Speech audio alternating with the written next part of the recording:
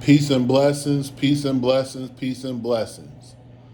I hope that you're okay. I hope your mental health is intact. And I hope that you're happy. But let's get right into this. So today, I come home, turn the TV on. I usually go to YouTube because YouTube gives the most information. The first thing I see is a video clip of Stephen A. Smith talking about the Nolan Wells case and how something about the black community. Then I see a clip from Lee Daniels riding in the cab, and this melanated immigrant tells Lee Daniels, he looks aggressive. I guess he was saying I almost didn't pick you up because you look aggressive. Lee Daniels, the movie director that made Precious, The Help. I thought Lee Daniels is one of the most non-threatening males. He's a effeminate male who like other males. How does anything about Lee Daniels look threatening? Then I sit down to unwind and relax before I make dinner. And I see a video on TikTok of a Caucasian male denigrating black Americans. And I posted the video because it prompted this video of a sister going in and looking at the comments, and she filmed herself looking at the comments. And all of these immigrants and so-called Native Americans who supposed to be our brothers, right? Mexicans, Latinos, who supposed to be our brothers and sisters. That's what we say. These are our brothers and sisters. Denigrating us with the Caucasian male. And I thought to myself, first and foremost, the media always, it's a trick that they use. Just like when they questioned the 6-point star lady about anti-Semitic rhetoric, and she said it's a trick. The media uses people like Stephen A. Smith as a trick because Stephen A. Smith is not of our lineage. He can't speak on black Americans and our culture and what we think and how we feel. I don't care if you were born here, if your family immigrated here and you grew up here. You should be quiet because you're not a writer for black Americans. Excuse me. Stephen A. Smith will denigrate and throw black Americans under the bus for his white paymasters every chance he gets. So why is the news going to a non-black American who's from an immigrant background to comment and speak on how we feel as black Americans? It's a trick that they've been using for a very long time. And the black melanated immigrants fall for it because they don't have no loyalty to us. They don't have no camaraderie with us. They come here to side with white supremacy. And let me tell you how stupid white supremacy is. This Caucasian male who really goes on Twitter, now called X, to denigrate black people every chance he get, talking about how everybody hates black Americans, right? But everybody emulates us. They dress like us. The immigrants want to rap like us. Cardi B, Nicki Minaj, those are immigrants. Some of these male rappers, especially the New York ones, they're Haitians and Jamaicans. Fabio Foreign and all of these are Haitians and Jamaicans. They want to be like us. They want to dress like us. They don't dress like their native culture dress from where they from. They don't talk like their native culture tongue and where they from. Kodak Black, he's Haitian. Kodak Black said he would never go to Haiti. He will never live in Haiti. And the reason why is because if you look at Haiti, and I know it's not all of Haiti, and I know it's not all Haitians, but there's some type of mental disorder there. And I'm not saying this to be disrespectful, but anybody, and Africans too, some of the largest slums in Indians, some of the largest slums in this world is in Haiti, Africa, and India. People that just live in filth. A documentary came out, I believe last year, of a brother and his wife that are Haitians, went to Haiti, and they documented how people live in Haiti, the poverty of Haiti, and how Haiti is so downtrodden. And they were in the capital, I believe it's the capital, Port-au-Prince.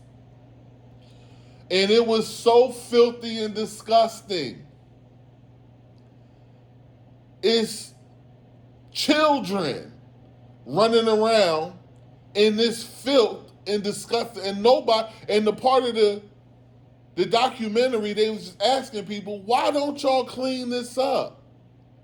Why don't y'all clean it? You can take all of this trash, push it into a field and burn it.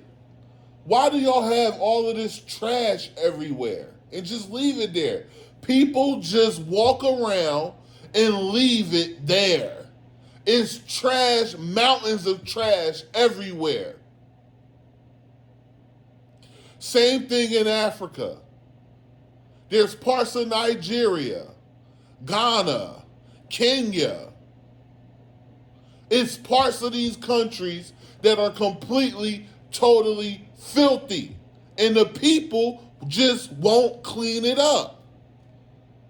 It's been trash everywhere for years and they just live in it. It's parts of Africa where people live on the floodplains, where their makeshift houses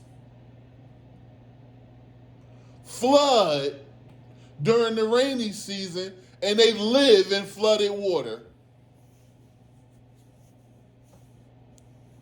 Excuse my passion, but I don't think nobody have the right to come here to this country that we fought, died, and bled for, our people built and enslaved in, and have anything negative to say about us.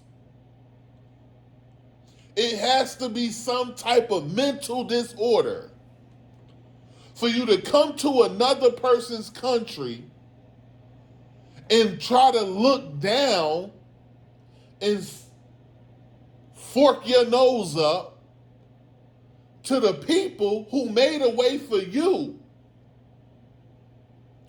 Black Americans are the richest black people on this planet.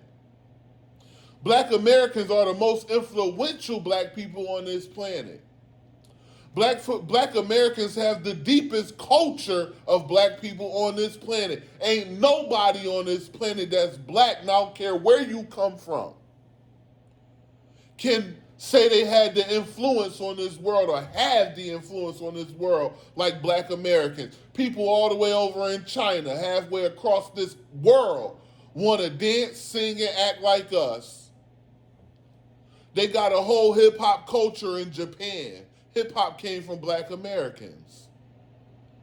Where not only do they want to look and act like they do their hair like us, they have a hairstyle in Japan for them to get afros. So it baffles me when I see these kind of videos. And when I see the comment section of those satanic ones who happen to have something negative to say about us. And you go into the comment section and you see immigrants and so-called Native Americans talking down, siding with the satanic ones against us.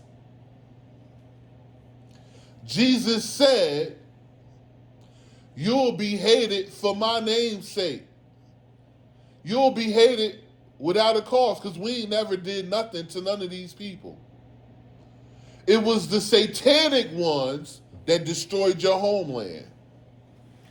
It was the satanic ones who plummeted your resources. It was the satanic ones who came over there and pew-pewed your leaders to put puppet leaders in your governments that's still there to this day, taking all your gold, your diamonds, and your resources, enriching themselves and leaving you in poverty. It was the satanic ones who went over to India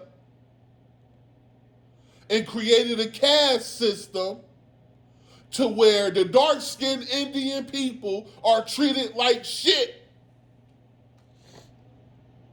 It's so bad for the dark-skinned Indian in the country of India with over 1 billion people. It's so bad for the dark-skinned Indians that they have to wait in food lines to eat at night. It's so bad that once you become a certain age, you have to go live in an old folks' home in India because if you're dark-skinned. It's so bad in India that if you dark-skinned, you cannot go and dine in the downtown restaurants in Mumbai, in these major cities in India. The dark-skinned Indians can't even go eat over there.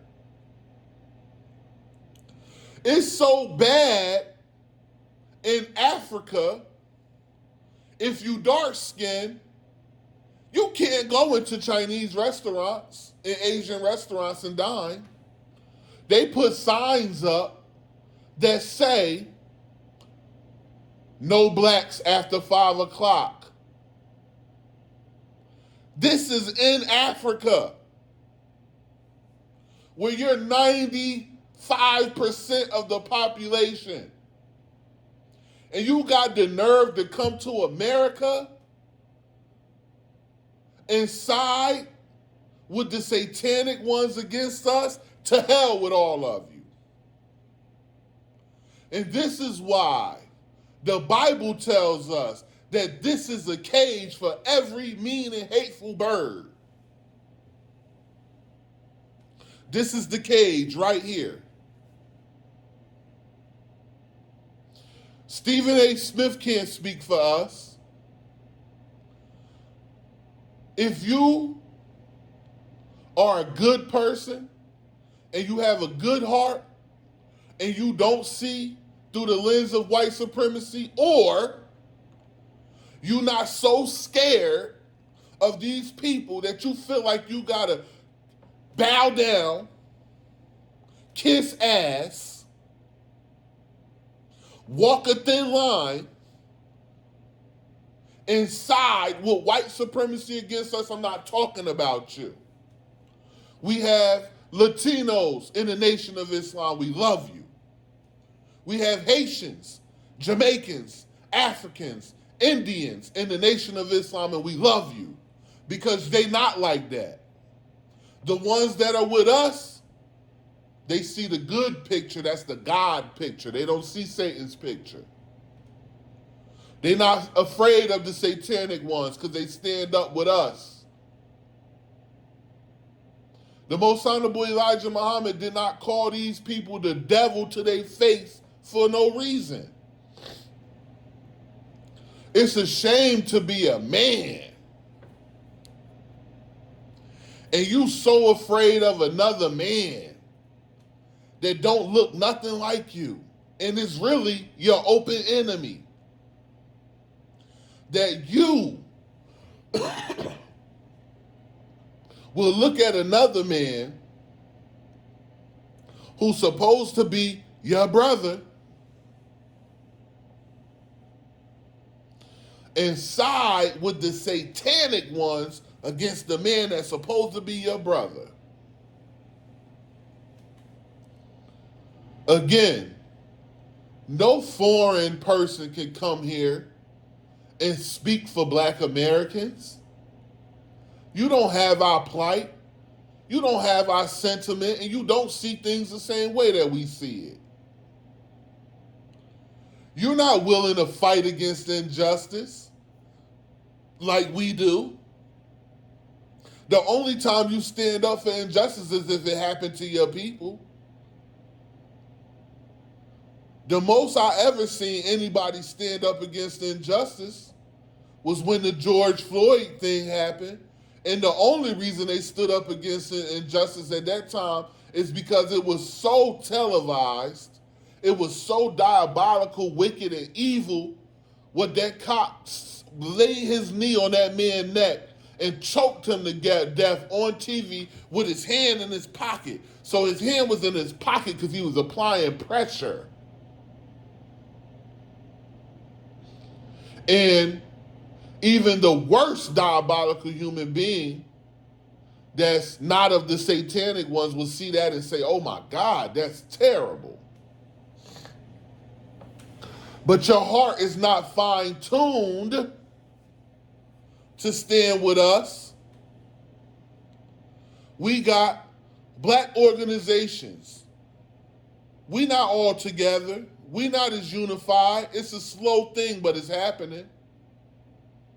But we got Black organizations that's standing up the nation. Some of our Christian brothers and sisters. New Era Detroit.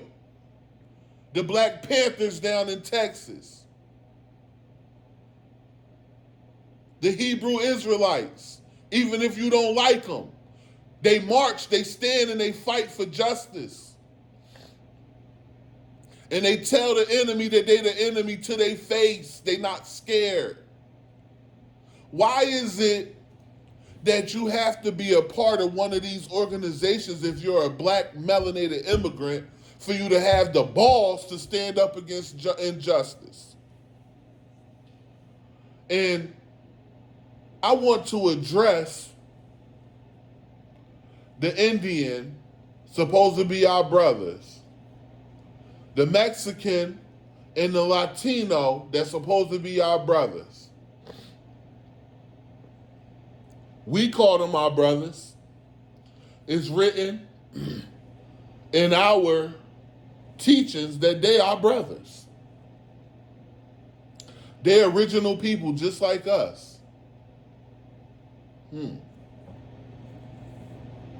I don't doubt it.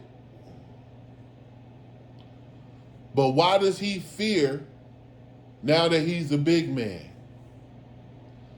Because the devil taught him to eat the wrong food.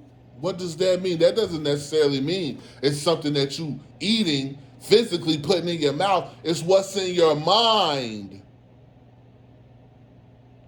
And what's in your mind is fear of your enemy. Part 2 on the way.